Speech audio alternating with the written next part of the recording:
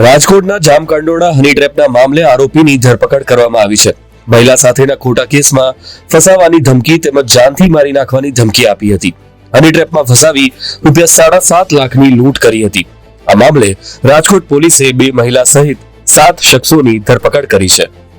એક હની ટ્રેપનો ગુનો સામે આવ્યો છે, જેમાં આ આરોપીઓની એમઓ એવી છે કે એ લોકો ફેસબુક ઉપરથી જો પોતાના વ્યવસાયનો આપણી શોપનો એડવર્ટાઇઝમેન્ટ કરતા હોય તો યુટ્યુબથી સોશિયલ મીડિયાથી એ લોકો સારા માણસોને સિલેક્ટ કરીને એના નંબર લેતા હોય. પછી આ નંબર ઉપર આ ગ્રુપની જો મહિલા મેમ્બર્સ છે એ લોકો મેસેજ કરતી હોય, હાય હાઉ આર યુ, એ ટાઈપના. પછી જ્યારે કોઈ સામાથી માણસ રિસ્પોન્ડ કરે તો એની સાથે એ લોકો વાત કરે, 1 મહિના લગભગ સુધી વાત કરે, પછી મળવા માટે બોલાવે. મળવા માટે જ્યારે માણસ આવે તો 2 વ્હીલર વાળા સાથે એ લોકો મળતા નથી, કેમ કે આ લોકોને એવું માનવું છે કે 2 વ્હીલર વાળો આના જો એક્સટોર્શનની મની છે આ પે કરવામાં સક્ષમ કદાચ ના હોય, તો જ્યારે કોઈ 2 વ્હીલરની વાત કરે તો લોકો ના પાડી દે. 4 વ્હીલર વાળા સાથે મુલાકાત કરે, પછી એની ફિક્સ આઈડેન્ટિફાઈડ લોકેશન છે ત્યાં લઈને આ છોકરી આ જો ભોગ બનનાર છે એની ગાડીમાં બેસે છે અને આ સુનસાન જગ્યામાં જઈને અને પોતાના જો માણસ છે બીજી ટીમ રહે છે આને મેસેજથી જાણ કરે છે કે ભાઈ હું ત્યાં પૂછી ગઈ છું, તમે લોકો આવી જાઓ. પછી 3-4 લોકોની આની બીજી ટીમ આવે છે. એ લોકો જો વિક્ટિમ છે એની સાથે મારકૂટ કરે છે. કોઈ આ જો લડકી છે જો પ્લાન્ટ કરેલી અને કોઈ પોતાની બહેન બતાવે, કોઈ પોતાની બેટી બતાવે, કોઈ પોતાની ભાણજી બતાવે અને આ માણસ સાથે મારકૂટ કરે. પછી એ લોકો આને ધાક ધમકી, રેપ કા ગુનામાં ફસાવાની ધમકી આપે છે. એમ કરીને એ લોકો એક્સટોર્શન કરતા હોય છે. તો એવો એક અમારા ધ્યાનમાં આવ્યું. પછી એએસપી ધોરાજી અને પીઆઈ જામકંડોળા આ બંનેને આ સૂચના આપવામાં આવી.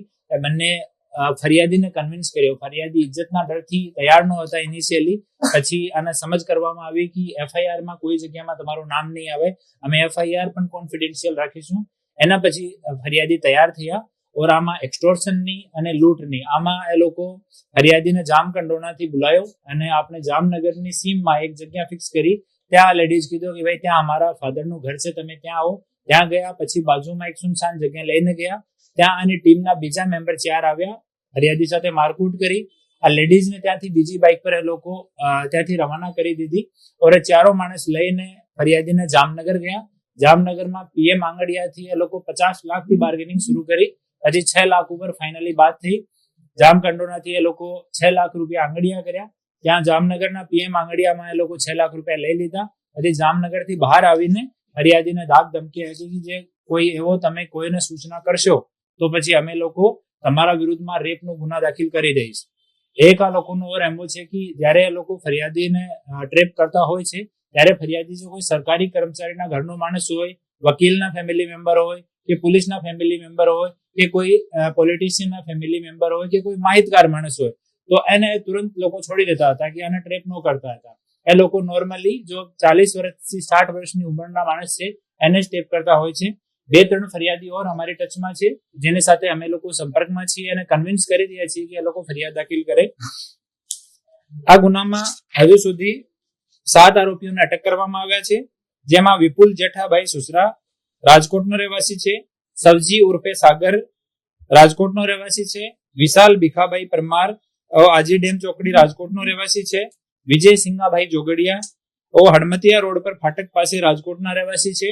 એ 4 લોકો જો છે એનો જો ભૂમિકા છે આ ગુનામાં આ છે કે એ લોકો જો ભોગ બનનાર છે એને ટ્રેપ લડકી કરી લે, એના પછી જ સુનસાન જગ્યા છે ત્યાં જઈને મારકૂટ કરવાનું અને પછી એને ગાડીમાં બેસાડીને મની લેવા સુધીનું કામ એનું છે. પૂજા વાઇફ ઓફ ગોપાલભાઈ સિદ્ધપરા આ રાજકોટ મોરબી રોડ બાયપાસ ઉપર રહે છે. આ પૂજાનું કામ છે કે ફોન ઉપર મેસેજથી કે વોટ્સએપથી કન્ટિન્યુ ફરિયાદીના ટચમાં રહેવાનો અને ફરિયાદીને કન્વિન્સ કરવાનો કે આ છોકરી તમારા પ્રેમમાં છે. ગોપાલભાઈ સિદ્ધપરા એનું કામ છે સિમ અને મોબાઈલ અવેલેબલ કરાવવાનું. જાનવીબેન વાઇફ ઓફ મિલનભાઈ પંચોલી આ રામાપીર ચોકડી રાજકોટની રહેવાસી છે. જાનવીબેનનું કામ છે જ્યારે ફરિયાદી ટ્રેપ થઈ જાય તો ફરિયાદીને ગાડીમાં બેસવાનું કે એકચ્યુઅલમાં ફોન ઉપર વાત કોઈ ઓર કરે છે અને જાનવીબેન જઈને ત્યાં ફરિયાદી સાથે મળે છે કે હું તમારી સાથે ફોન ઉપર વાત કરતી હતી. તો આ 7 આરોપીઓને અટક કરવામાં આવે છે અને 1-2 માણસ એની ગેંગના ઓર મેમ્બર છે. આને પણ અમે લોકો અટક કરીશું અને આના વિરુદ્ધમાં લૂંટની અને એક્સટોર્શનની સખ્ત ધારાઓમાં ગુના દાખલ થયો છે. હું જાહેર જનતાને અપીલ કરું છું કે એવો કોઈ બનાવ બને તો શરમાવાની ઝીઝકવાની જરૂર નથી. આપ લોકો અમારાથી કોન્ટેક્ટ કરો. આપની જો ઇજ્જત છે એનું અમે લોકો ધ્યાન રાખીશું અને આ એવા આરોપીઓ જો છે અસામાજિક તત્વો છે એના વિરુદ્ધમાં સખ્ત કાર્યવાહી કરવામાં આવશે.